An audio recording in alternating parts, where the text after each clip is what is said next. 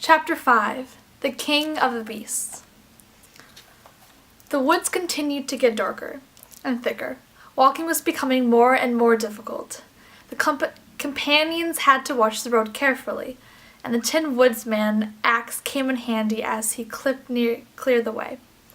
No birds chirped, and no insects buzzed. The only sounds were the wind moaning in the trees and an occasional deep, scary growl from the forest. The friends walked as quickly as they could. "How far is it to the edge of the forest?" asked Dorothy, glancing around fearfully. "I'm not sure," said the Tin Woodman. "I never went there, but my father, who was also a woodcutter, told me that it's a very long journey through some bad areas. But I'm not afraid. As long as I have my oil can, nothing can hurt me. The Scarecrow is made of straw, so nothing can hurt him either." "Except fire!" exclaimed the Scarecrow. "I'd go up in flames just like that!" He snapped his fingers cheerfully. "And you, Dorothy," the Tin Woodman continued, "have been kissed by the good witch of the north, so nothing can hurt you either." "What about Toto?" Dorothy wanted to know. "What will protect him?" "We will," the Tin Woodman replied. At that moment, a deafening roar came from the trees. A huge creature burst out of the forest with one swipe of his mighty paw. It flung the Scarecrow to the ground.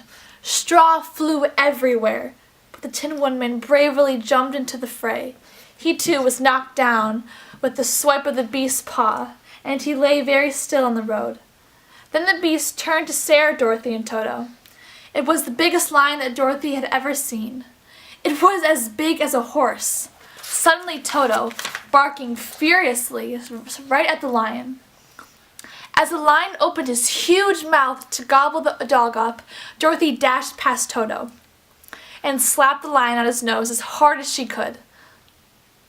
"Don't you dare bite Toto!" Dorothy yelled at him. "A big beast like you should be ashamed of yourself for biting a poor little dog." "I didn't bite him," the lion wailed as he sat rubbing his nose. "No, but you tried to," she snapped, going over to help the Scarecrow and Tin Woodman regain their senses. You're just a big coward. Why don't you attack something your own size?" "I know I'm a coward," cried the lion, sniffling and wiping his nose with his tail. "I'm sorry if I scared you." "Why are you a coward?" Dorothy asked him. "I don't know," he said. "I've always been a coward. I just roar and usually everyone runs away because they think that the king of the beasts is brave."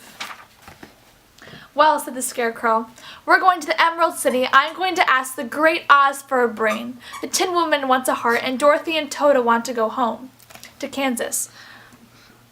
Perhaps Oz could give you some courage." "Do you really think so?" asked the Cowardly Lion hopefully. "As easily as he could give me a brain," said the Scarecrow. "Or me a heart," said the Tin Woodman. "Or send Toto and me home to Kansas," said Dorothy. "Then I think I'll go with you," said the lion. "If it's okay with you, of course. It's not any fun to be a coward all the time." So the Cowardly Lion joined the group, which once again set off along the road of yellow bricks.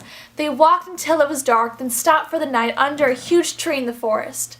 Dorothy and Toto slept snuggled under a blanket of soft, dry leaves.